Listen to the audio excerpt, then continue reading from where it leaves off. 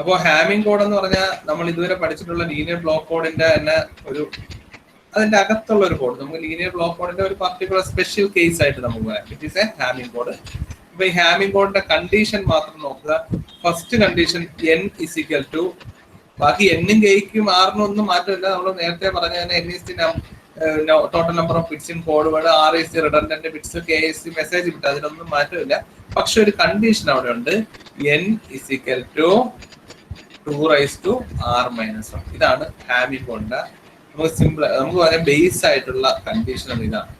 ഇങ്ങനെ ഒരെണ്ണം സാറ്റിസ്ഫൈ ചെയ്താൽ മാത്രമേ ഹാമിംഗ് കോഡ് എന്ന് പറയാം. അപ്പൊ എക്സാമിനൊക്കെ ബാക്കി നേരത്തെ പറഞ്ഞ draw the encoding circuit of Hamming code എന്ന് പറയാം. അത് നിങ്ങൾ ഇതുവരെ പഠിച്ച ലീനിയർ ബ്ലോക്ക് കോഡ് ചെയ്യുന്ന അതേ രീതിയിൽ തന്നെയാണ് ചെയ്യേണ്ടത്. അവിടെ ആകെ ഉള്ളൊരു വ്യത്യാസം എന്ന് വെച്ചാൽ അവരൊരു ഹാമിംഗ് കോഡ് എന്ന് പറഞ്ഞ് തരുമ്പോൾ അവിടുത്തെ കണ്ടീഷൻ ഇത് സാറ്റിസ്ഫൈ ചെയ്തിട്ടായിരിക്കും അവർ തരുന്നത്. അതായത് അവിടെ n,k എന്ന് പറഞ്ഞ് എഴുതത്തില്ല. ആ n,k എന്ന് പറയുന്ന സാധനം ഈ കണ്ടീഷൻ സാറ്റിസ്ഫൈ ചെയ്യും, അത്രേ ഉള്ളൂ. ഈ കണ്ടീഷൻ സാറ്റിസ്ഫൈ ചെയ്യും. നമ്മൾ നേരത്തെ പഠിച്ചിട്ടുള്ള 6,3 അങ്ങനെയുള്ള എല്ലാം ഹാമിംഗ് കോഡ് ആയിരിക്കത്തില്ല. പക്ഷെ ഈ ഹാമിംഗ് കോഡ് ആകുമ്പോൾ ഈ കണ്ടീഷൻ സാറ്റിസ്ഫൈ ചെയ്യും. അപ്പോ ഡ്രോ ദി എൻകോഡിംഗ് സർക്യൂട്ട് എന്ന് ചോദിച്ചാൽ എന്ത് ചോദിച്ചാലും നമ്മൾ പഴയ രീതിയിൽ ലീനിയർ ബ്ലോക്ക് കോഡ് ചെയ്ത അതേ രീതിയിൽ തന്നെയാണ് ചെയ്യേണ്ടത്. ആകെ ഉള്ള ഒരു വ്യത്യാസം എന്താണ്? It should satisfies this condition n is equal to 2r-1. അതായത് total number of bits of code word is equal to 2 redundant bits -1. അപ്പൊ നമുക്ക് ഏതെങ്കിലും ഒരു കോഡ് തന്നിട്ട് അതിന്റെ ഹാമിംഗ് കോഡ് ആണോ എന്നൊക്കെ ചെക്ക് ചെയ്യാൻ പറഞ്ഞാൽ ഇപ്പൊ 6,3 അല്ല n,k ഇതൊരു ഹാമിംഗ് കോഡ് ആണോ എന്ന് ചോദിച്ചാൽ നമ്മൾ ചെക്ക് ചെയ്യുക. 6 ഈക്വൽ ടു 2 ഇവിടെ r എന്താണ്? ഇത് n-ഉം ഇത് k-യും അല്ലെ. അപ്പൊ n-k is equal to 3. r എന്ന് വെച്ചാൽ എന്താണ്? n-k is equal to 3. അതാണ് r അല്ലെ, ഇതിന്റെ r എന്ന് പറയുന്നത്. അപ്പൊ 2 എന്താണ്? 2n-k 2r3-1 2 8-1 7 ആണ്. കണ്ടീഷൻ സാറ്റിസ്ഫൈ ചെയ്യത്തില്ല. So this is not a Hamming code. ആ രീതിയിൽ നമുക്ക് അറിയാൻ പറ്റും.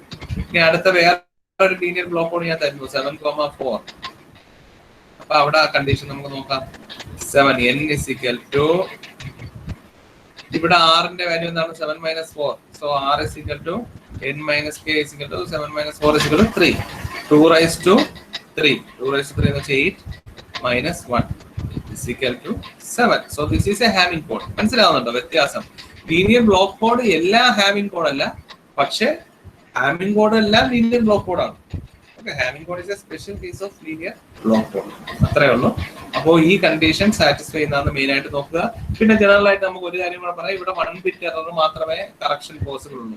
നമ്മൾ നേരത്തെ പറഞ്ഞതുപോലെ ഇവിടെ 1 ബിറ്റ് എറർ മാത്രമേ ഹാമിംഗ് കോഡിൽ കറക്ഷൻ പോസിബിൾ ഉള്ളൂ. The number of errors that can be connected.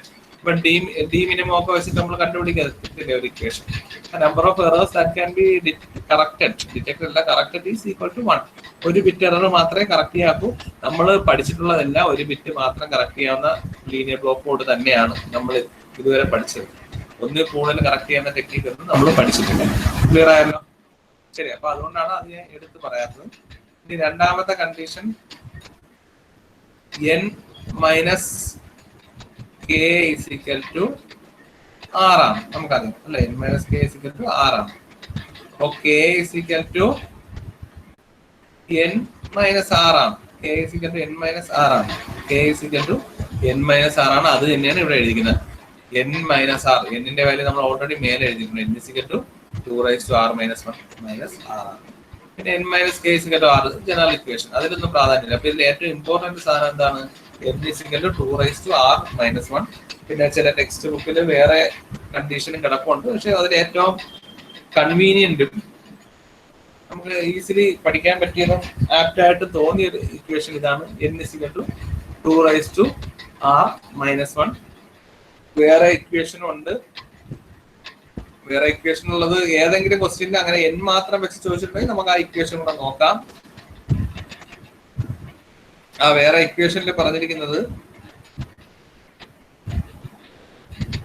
n 1 second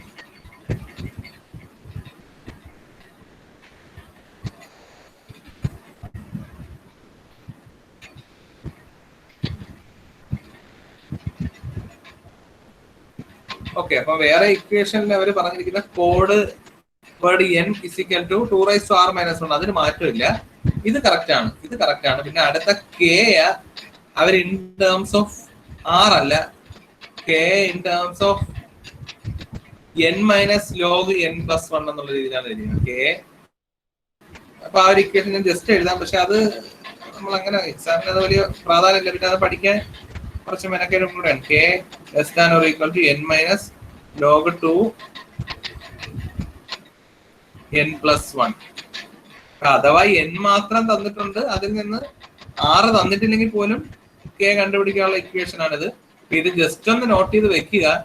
അഥവാ n മാത്രം തന്നിട്ട് അതിൽ നിങ്ങൾ കെയും എല്ലാം കണ്ടുപിടിക്കാൻ തരുന്നുണ്ടെങ്കിൽ ഈ ഇത് ഉപയോഗപ്പെടും. പക്ഷെ നോർമലി സാധാരണ n, k തന്നിരിക്കുന്നുണ്ട്, നമ്മളെ ഈ ഇക്വേഷൻ തന്നെ എനിക്ക് ഗുണം ഉണ്ടാവുന്നത്.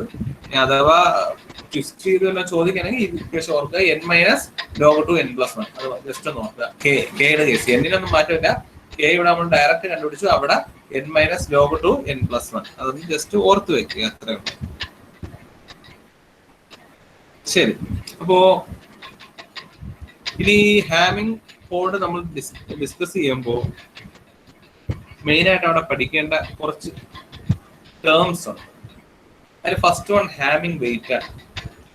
ഹാമിംഗ് വെയിറ്റ് എന്ന് പറഞ്ഞാൽ ഒന്നുമില്ല, നമ്മൾ ഓരോ കോഡ് വേർഡ് കണ്ടുപിടിക്കുമല്ലോ, അതിൽ എത്ര നോൺ സീറോ എലമെന്റ്സ് ഉണ്ട്, that is the Hamming weight. ഒരു കോഡ് വേർഡ് തന്നിട്ട് അതിൽ എത്ര നോൺ സീറോ എലമെന്റ്സ് ഉണ്ട്, നമുക്ക് വേറൊരു രീതിയിൽ പറഞ്ഞാൽ അതിൽ എത്ര വൺ ഉണ്ട്. നമ്മൾ ബൈനറി ആണല്ലോ പഠിക്കുന്നത്, അപ്പൊ അതിൽ എത്ര വൺ ഉണ്ട്, ആ വണ്ണിന്റെ എണ്ണമാണ് അതിന്റെ ഹാമിംഗ് വെയിറ്റ് എന്ന് പറയുന്നത്.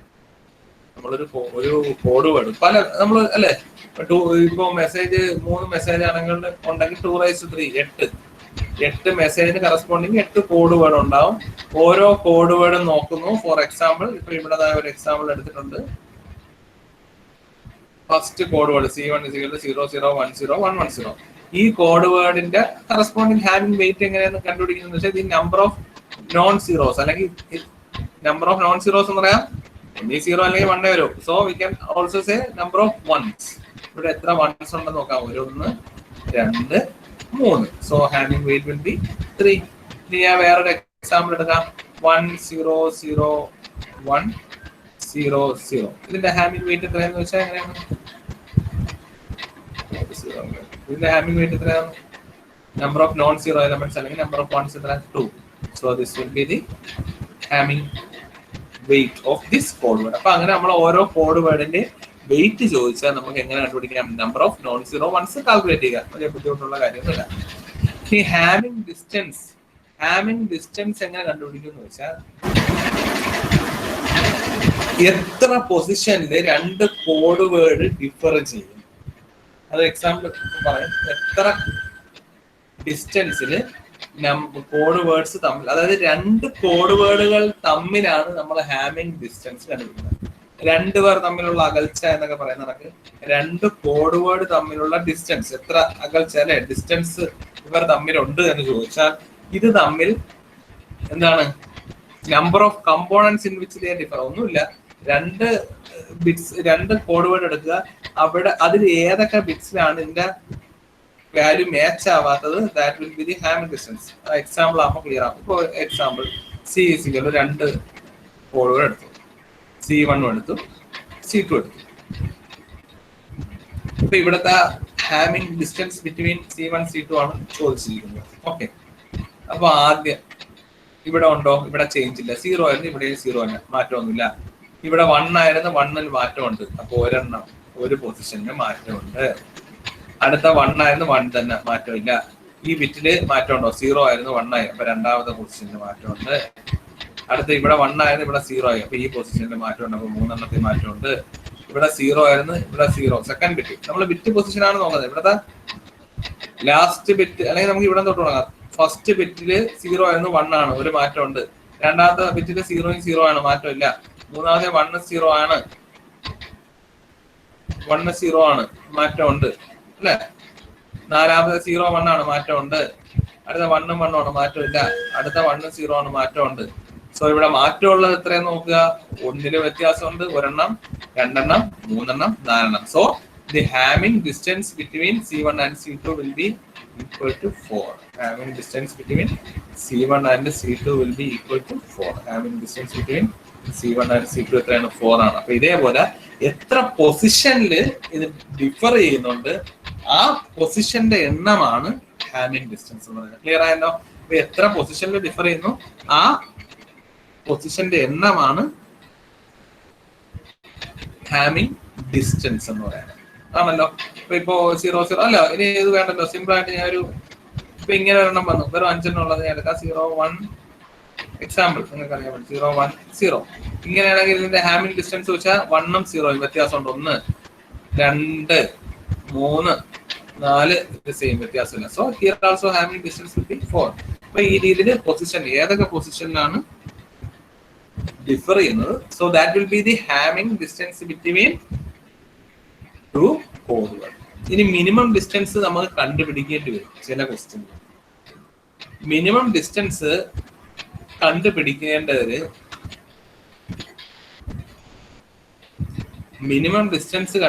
ഇപ്പൊ നമുക്ക് find the value of D minimum, അല്ലെങ്കിൽ how many errors can be design a code word and how many errors can be detected or corrected എന്നൊക്കെ ചോദിച്ചാൽ നമുക്ക് അവിടെ ഡി മിനിമത്തിന്റെ ആവശ്യമുണ്ട്. ഡി മിനിമം ക്വസ്റ്റ്യനിൽ ചിലപ്പോൾ ഡയറക്റ്റ് തന്നില്ല എന്ന് വരും.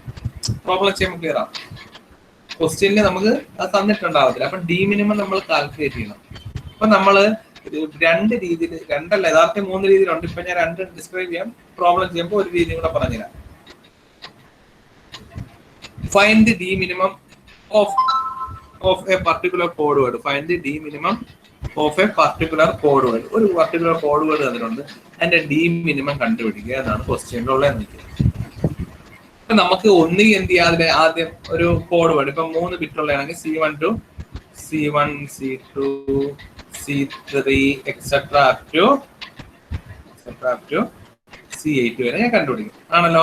എന്നിട്ട് മിനിമം ഡിസ്റ്റൻസ് കണ്ടുപിടിക്കുക. ആദ്യം C1 C2 ഡിസ്റ്റൻസ് നോക്കി, C1 C3 നോക്കി, C1 C4 നോക്കി, C1 C5 നോക്കി, C1 C6 C1 C7 C1 C8 C2 C3 C2 C4 നോക്കി, C2 C5 നോക്കി, അങ്ങനെ എല്ലാം നോക്കി എല്ലാ ഡിസ്റ്റൻസും കണ്ടുപിടിച്ച് കഴിയുമ്പോൾ ഏറ്റവും കുറവ് ഡിസ്റ്റൻസ് ഏതാണ്, that will be the minimum distance. പക്ഷെ ഒരു ഹെക്ടിക് ആയിട്ടുള്ള ജോബാണ് അല്ലെ.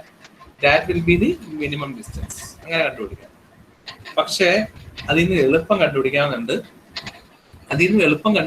എന്തെന്ന് വെച്ചാൽ നമ്മൾ കോഡ് വേർഡ് കണ്ടുപിടിച്ചല്ലോ. C1 ഒരു കോഡ് വേർഡ്, C2 ഒരു കോഡ് വേർഡ്, C3 ഒരു കോഡ് വേർഡ്, അങ്ങനെ എക്സെട്ര ടു C8 വരെ കണ്ടുപിടിച്ചു. ഒരു പ്രോപ്പർട്ടി, ഈ ബ്ലോക്ക് കോഡിന്റെ ഒരു പ്രോപ്പർട്ടി അനുസരിച്ച് minimum distance will be the minimum having weight of all code word.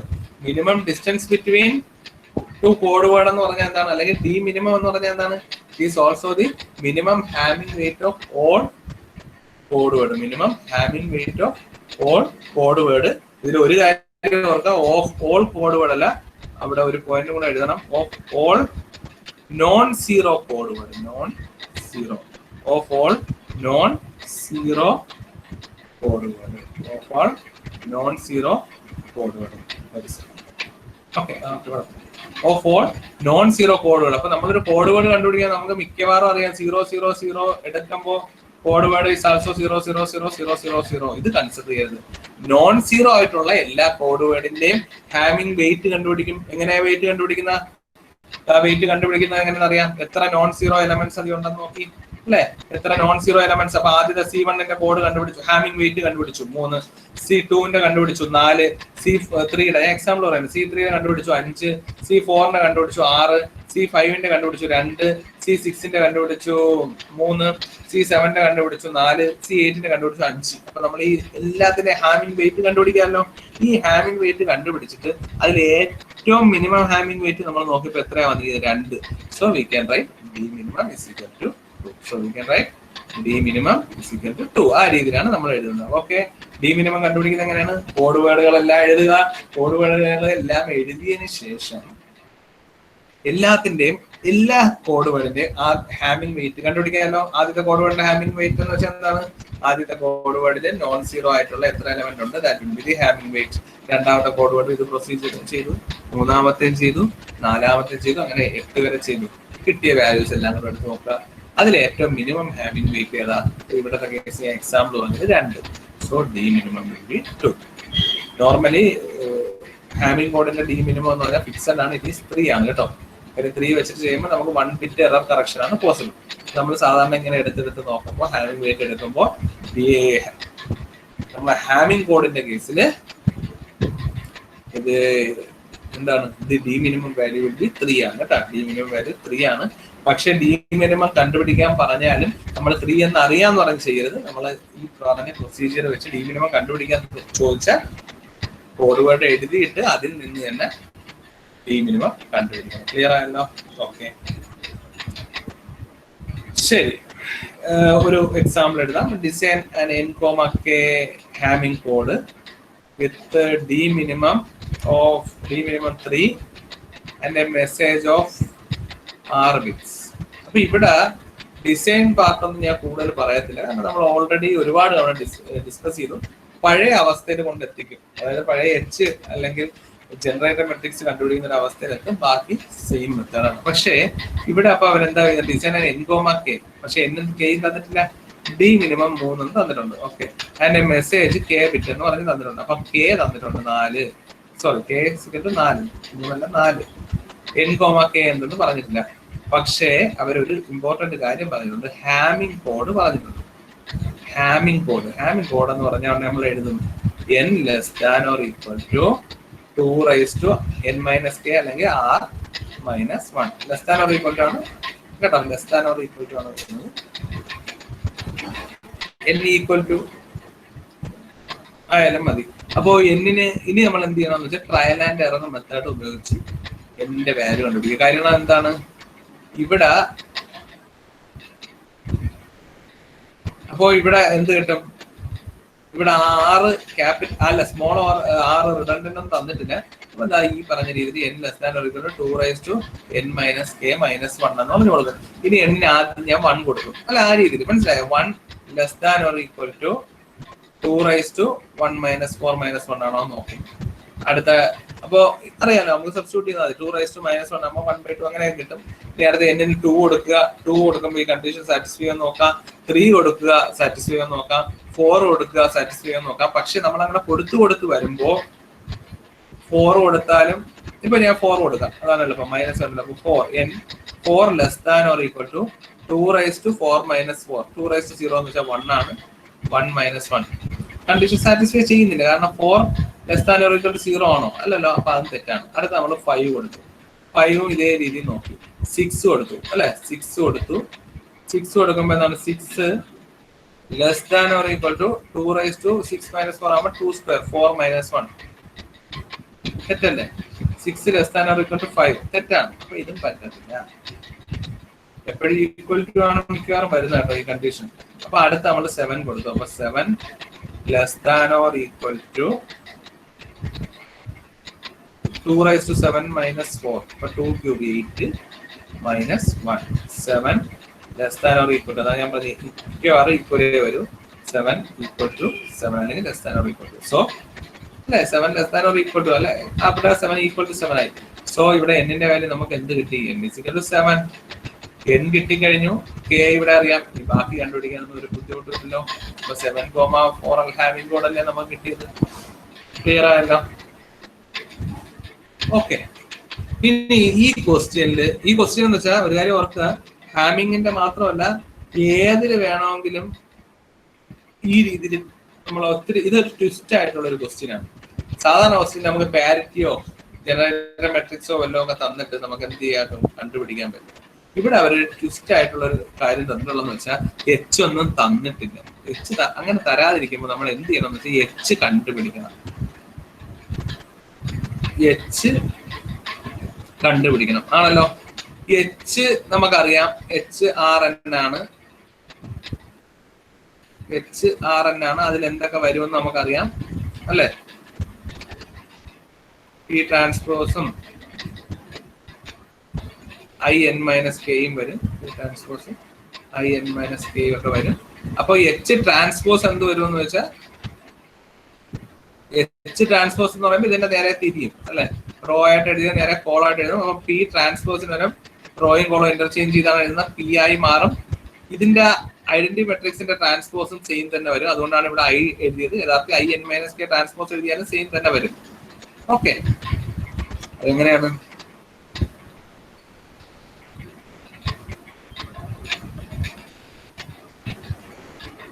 ഇത് നോക്കിയേ, നമ്മൾ എച്ച് എഴുതിയത്, എച്ച് എങ്ങനെ എഴുതി ഒന്ന് ആലോചിച്ച് നോക്കി. എച്ച് എന്ന് വെച്ചാൽ റോ ആയിട്ടാണ് എഴുതുന്നത്. ഒന്ന് ആലോചിച്ച് നോക്കുക. എച്ച് ആകുമ്പോൾ സീരീസ് ആയിട്ടാണ് എഴുതുന്നത് അല്ലെ.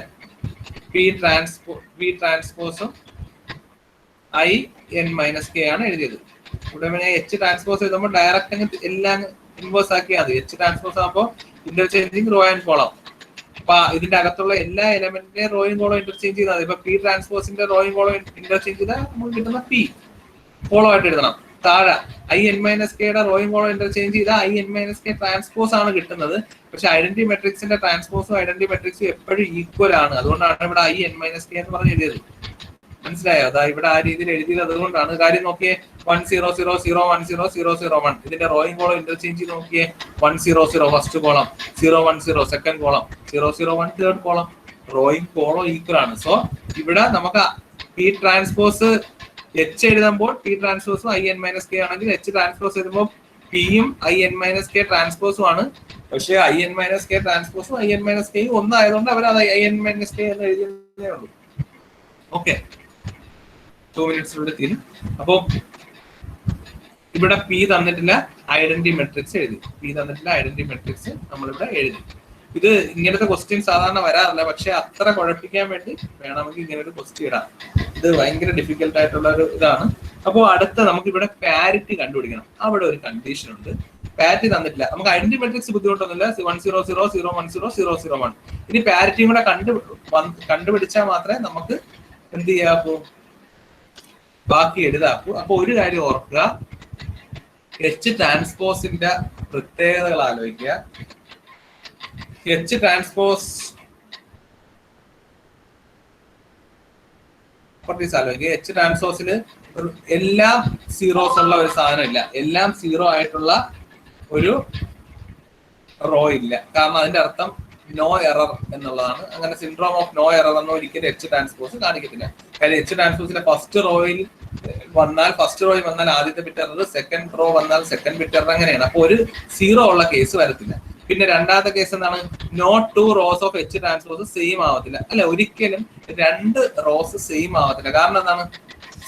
നമ്മൾ സിൻഡ്രോം കാൽക്കുലേറ്റ് ചെയ്യുമ്പോൾ ആലോചിക്കുക, 0 0 1 എവിടെയാണെന്ന് നോക്കും. അപ്പൊ 2 സ്ഥലത്ത് 0 0 1 എച്ച് ട്രാൻസ്പോസിൽ ഉണ്ടെങ്കിൽ നമുക്ക് ആകെ കൺഫ്യൂഷൻ ആവും, ഏത് റോയിലാണ് എറർ എന്ന് അറിയാക്കാതെ ആവും. ക്ലിയർ ആവുന്നുണ്ടോ? അപ്പോ ഈ കണ്ടീഷൻ വെച്ചിട്ട് ഇത് നിങ്ങൾക്ക് ഉള്ള ഏറ്റവും ഡിഫിക്കൽട്ട് പ്രോബ്ലം ആണ് കേട്ടോ. അതുകൊണ്ട് ഇവിടെ എച്ച് ട്രാൻസ്പോസിന് ഒരിക്കലും 0 എലമെന്റ് വരത്തില്ല. 2 റോസ് ഒരിക്കലും എച്ച് ട്രാൻസ്പോസിന് സെയിം ആയിട്ടും വരത്തില്ല. ഈ കാര്യങ്ങൾ ഓർമ്മയുണ്ടല്ലോ. അപ്പൊ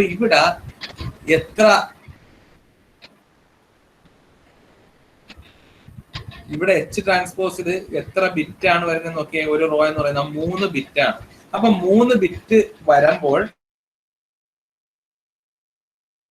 അതാലോചിക്കാം. ഞാൻ ഒരു ഇത് പറയാം, പെട്ടെന്ന് നോക്കാം, ഇപ്പൊ തീരും.